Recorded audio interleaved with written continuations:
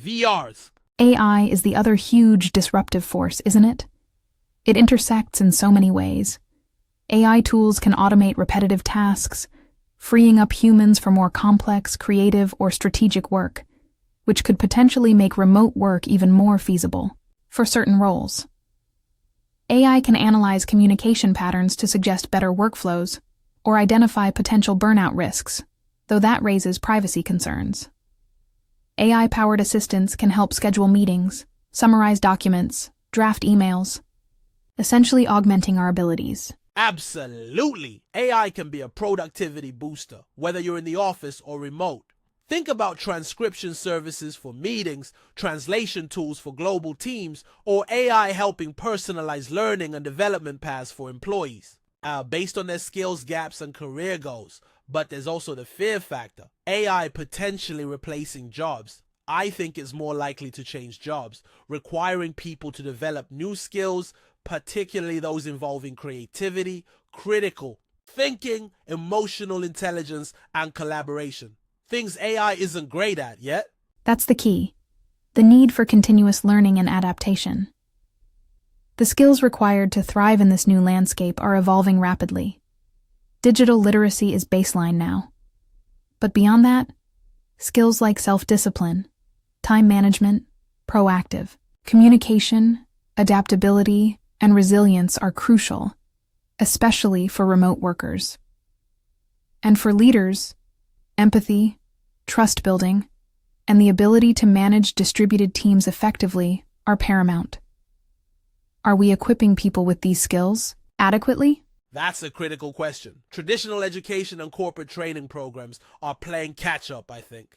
There needs to be more focus on these soft skills, which are actually becoming the hard skills of the future. And fostering a culture of lifelong learning within organizations is essential. Giving employees the time, resources, and encouragement to upskill and reskill is not just a benefit, it's a necessity for both individual career, longevity, and organizational competitiveness. Definitely.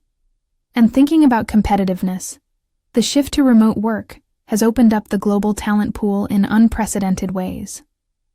Companies are no longer restricted to hiring people within commuting distance. They can potentially access the best talent anywhere in the world. That's a huge opportunity, but it also comes with challenges, right? Time zones, cultural differences, legal and tax complexities. Huge opportunities and significant complexities. Managing a truly global, asynchronous team requires sophisticated coordination. How do you ensure fairness and compensation when cost of living varies wildly? How do you navigate different labor, laws, and holidays? How do you build a unified culture across diverse geographic and cultural backgrounds? It requires a very different operational model and HR expertise, but the potential payoff, access to diverse perspectives and specialized skills is enormous. It makes the world feel smaller and more connected in a work context, but also highlights the practical hurdles.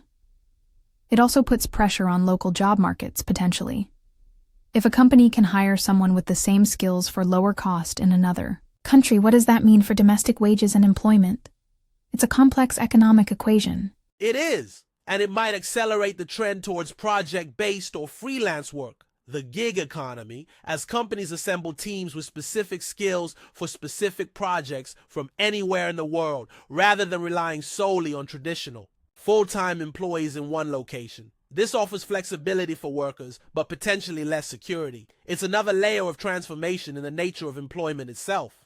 The rise of the digital nomad is part of this too, isn't it?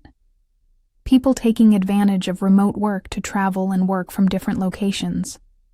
It sounds incredibly appealing, but I imagine it requires immense discipline and planning. Have you ever been tempted? The temptation is definitely there. The idea of swapping my view for a beach in Bali or a mountain cabin for a few months is very attractive. But practicality kicks in. Reliable internet, time zone overlaps with the team, tax implications, maintaining routines. It's not as simple as just packing a laptop and going. Plus, I think I might miss having a stable base after a while. Maybe short stints would be manageable. How about you? Is the digital nomad life calling? Like you, I find the idea romantic, but the reality seems quite demanding. I enjoy having my home base, my local community. Maybe a workation, working remotely from a different pleasant location for a few weeks, would be more my speed than full-blown nomadism. It offers a change of scenery without completely uprooting yourself. But it's fascinating how work is decoupling from location for so many roles. It really is the defining shift. Work is becoming something you do rather than a place you go.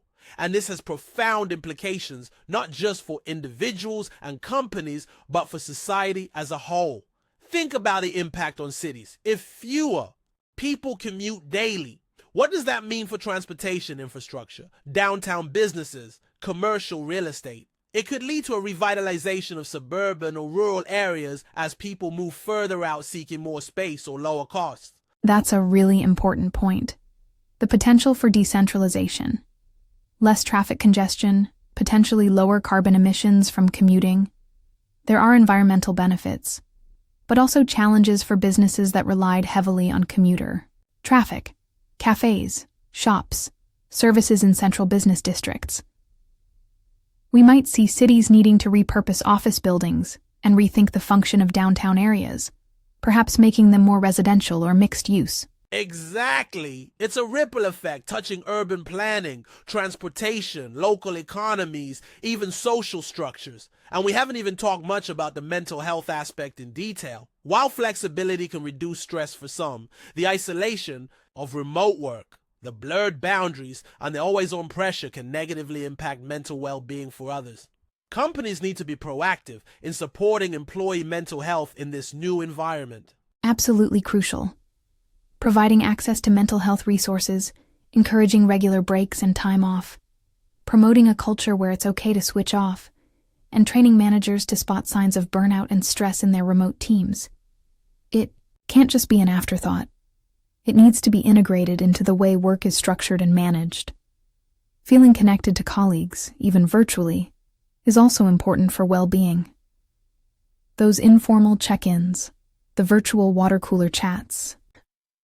Finding ways to replicate that social fabric is important. It is. Maybe dedicated channels on Slack for non-work chat, virtual coffee breaks, or even just starting team meetings with a few minutes of informal catch-up before diving into the agenda. It's about being intentional in creating spaces for human connection, not just task completion. So, looking ahead, Alex, what's your prediction? Where do you think things will settle in, say, 5 years from now? Will we have figured out the perfect model, or will it still be evolving? My crystal ball is a bit foggy, Myra, but my guess is that it will still be evolving. Technology will continue to advance. AI, VR.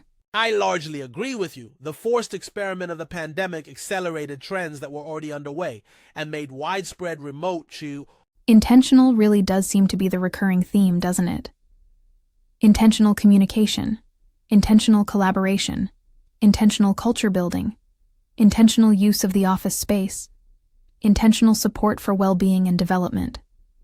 It requires more thought, more planning, but the potential benefits in terms of productivity, flexibility, talent access, and even employee happiness seem significant if we get it right. Agreed. It's a massive adjustment. And there are definitely challenges and pitfalls to navigate, like proximity bias, maintaining culture, ensuring equity, and managing burnout. But it also presents an opportunity to fundamentally redesign work to be more effective, more flexible, and potentially more humane. It requires ongoing dialogue, experimentation, and a willingness to adapt from both employers and employees. We're all learning as we go.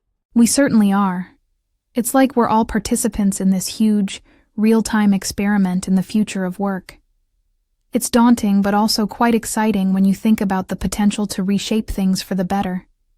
It demands creativity and empathy. Creativity and empathy, well said. And continuous learning, as we discussed. We need to stay curious, keep developing our skills, and be open to new ways of collaborating and connecting. It's not just about adapting to change, but actively shaping the future of how we work and love. Absolutely. It's about finding that sustainable rhythm, isn't it?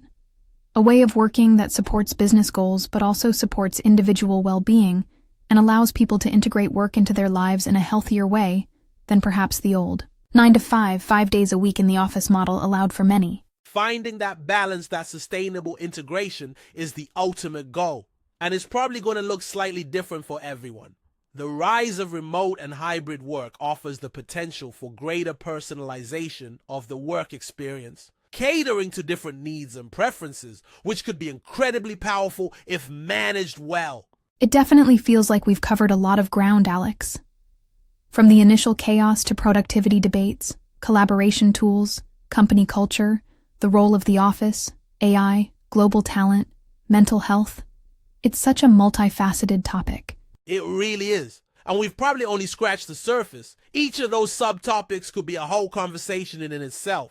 But it's been fascinating to unpack it all with you and see how our experiences and perspectives align and differ. It really highlights how complex and ongoing this transition is. It does. And it makes me think about our listeners. I bet many of them are navigating these exact same challenges and opportunities in their own working lives. It's a shared experience for so many people across the globe right now. Definitely. This conversation about charting the course in this evolving work landscape is relevant to almost everyone in the modern workforce. It's not just an HR issue or management issue. It affects daily routines, career paths, and overall quality of life. Well, this has been incredibly thought-provoking, Alex. It's given me a lot to mull over about my own work habits and the broader trends. Thanks for diving deep into this with me. Likewise, Myra. It's always great to explore these big topics with you. It helps clarify my own thoughts too. Until next time, keep navigating those boundaries. You too. And try not to let the work bleed too much into the home space. Easier said than done, I know. I'll do my best. Take care, Myra. You too, Alex. Bye for now.